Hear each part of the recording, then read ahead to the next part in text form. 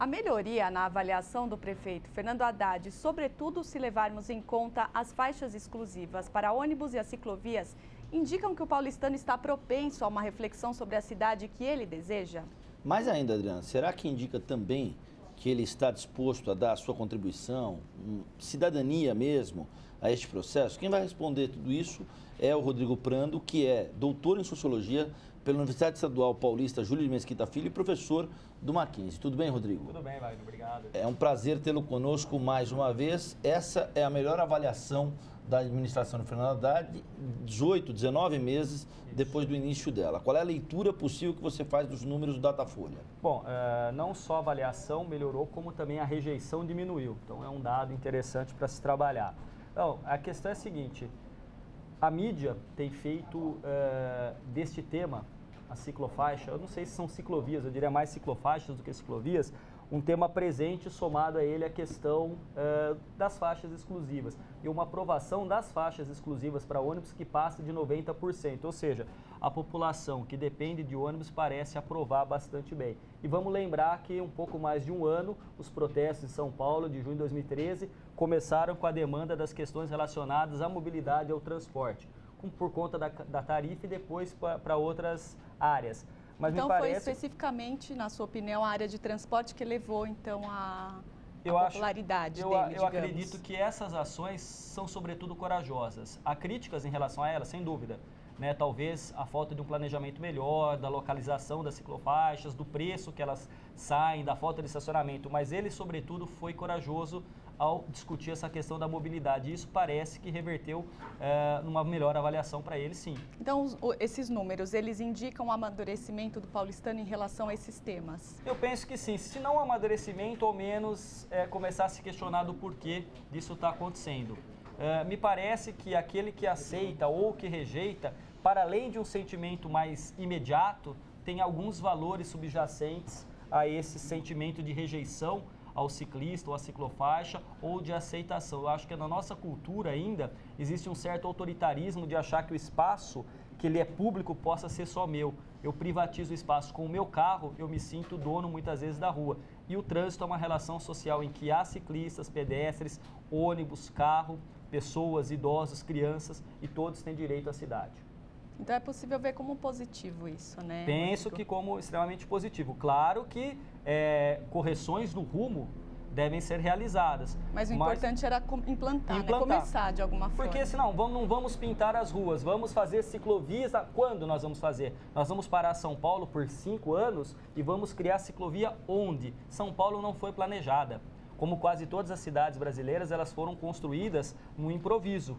Então, alguém tinha que começar. Me parece que a decisão acertada é de começar e de colocar o dedo na ferida. Rodrigo, existe uma questão aí, fazendo um contraponto a tudo isso que você falou, que é a queda na rejeição, ela foi proporcionalmente maior do que a alta na aprovação da gestão do Fernando Haddad.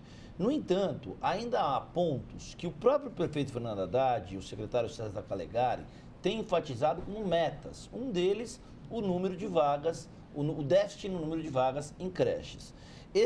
O paulistano está mais flexível para compreender essas limitações do poder público ou esses gaps, eles tendem a aparecer em levantamentos próximos? Não, aparece sim, aparecerão em levantamentos próximos. No entanto, vamos lembrar o seguinte, disseram já que a política geral ela não é entendida, mas as pessoas vivem nas cidades.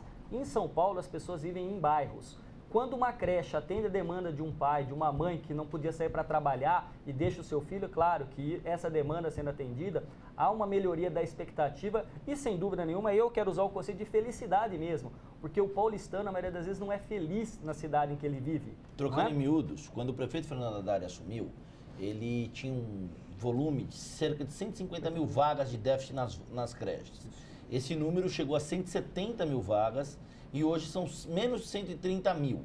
Ainda é um número muito expressivo, 130 mil vagas faltando nas creches de São Paulo, mas para um número que cresceu 20 e que caiu 40, já há alguma sinalização de que esse modelo que o secretário César Calegari tem trabalhado, que é o modelo de convênios para resolver esse problema, parece um modelo que traga alguma resposta. Sim, porque as pessoas precisam da resposta. Na verdade, elas não precisam de uma resposta, elas precisam de um local seguro para deixar os seus filhos trabalhar. Acho que sim, a ideia da parceria é você entender que nem sempre a prefeitura consegue responder a todas as demandas, embora por questões constitucionais deva se responder, mas nem sempre é possível. Então, para tentar de forma paliativa corrigir o problema, acho que parcerias são sem dúvida bem-vindas. Agora, Rodrigo, você considera a questão da moradia um ponto vulnerável da administração?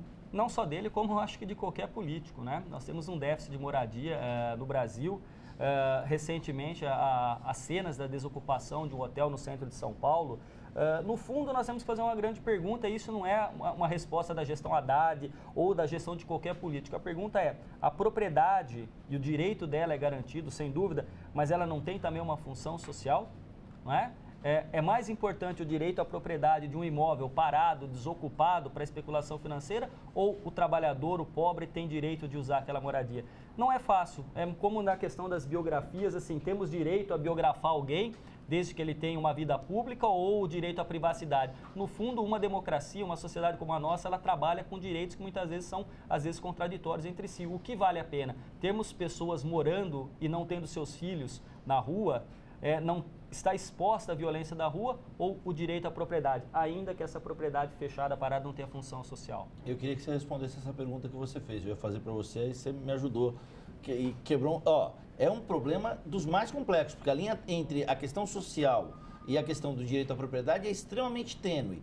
Um argumento que a gente leve para um lado, você vai virar e falar assim, isso é um rótulo da direita oligárquica paulistana, isso é um rótulo da esquerda festiva, Qual é o limite entre essas coisas?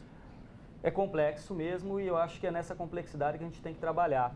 Não existe uma resposta pronta para isso. Agora a gente tem que se questionar se uma cidade segura não é uma cidade boa para todo mundo. Seja alguém que possa andar com um carro blindado, seja alguém que ande de bicicleta, seja alguém que ande a pé. Eu não sei quanto aos telespectadores, mas eu tenho um bebê muito pequeno e tenho que levá-lo de carrinho para a escola. Tenta andar numa calçada de São Paulo que você não consegue.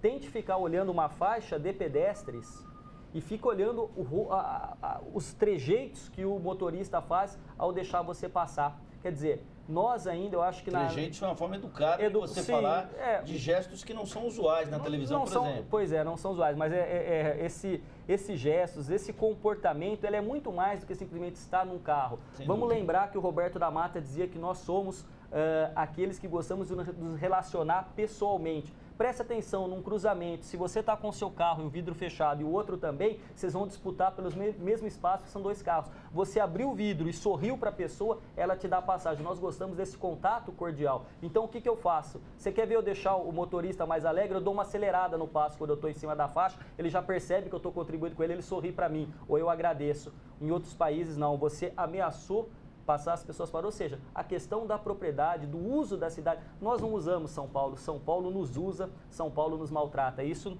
não é apenas para a gestão de um prefeito, mas é uma questão cultural, nós temos que rever isso.